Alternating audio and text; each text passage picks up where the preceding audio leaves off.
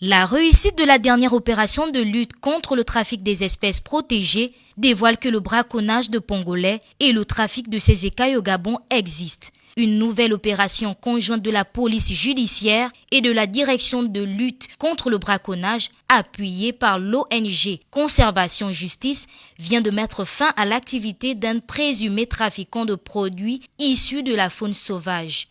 Les faits se sont déroulés le mardi 11 janvier 2022 vers 12h dans un lieu peu fréquenté du quartier Bas de Guégué dans le premier arrondissement de la commune de Libreville. Des informations provenant d'une source fiable relative à une transaction portant sur des écailles de pangolais géants, une espèce intégralement protégée, ont motivé les agents à mettre en place une équipe d'intervention.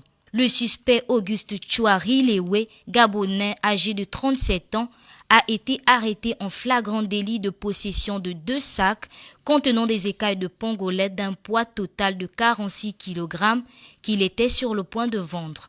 Interrogé, le mis en cause a d'abord affirmé que les sacs appartiendraient à des pêcheurs avant de changer de version pour affirmer par la suite qu'il aurait obtenu les écailles de pangolais auprès des chasseurs sur le tronçon Kango-Bifoun-Lambaréné. Il a été déféré devant le procureur de la République pour les faits de détention et de commercialisation de produits d'une espèce intégralement protégée. Présent en Afrique subsaharienne et en Asie, le pangolais compte 8 espèces. Ce mammifère nocturne est très convoité par les braconniers qui, avides de sa chair et de ses écailles, le chassent sans répit depuis de nombreuses années.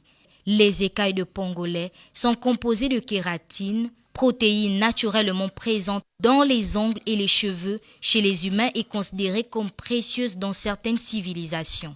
En Asie, la poudre issue des écailles de pangolais a des prétendues vertus médicales, voire aphrodisiaques. Les études scientifiques ont pourtant contredit cela, montrant qu'il s'agissait juste de kératine. Dans un contexte de pandémie, il est important de rappeler que de nombreuses maladies sont des zoonoses. Cela signifie qu'elles proviennent de la faune sauvage, manipulée et utilisée dangereusement par les êtres humains. Cela concerne la Covid-19, l'Ebola, le sida et bien d'autres. Cela avait d'ailleurs conduit en 2020 les autorités à interdire la consommation des 3 espèces de pangolais présentes au Gabon.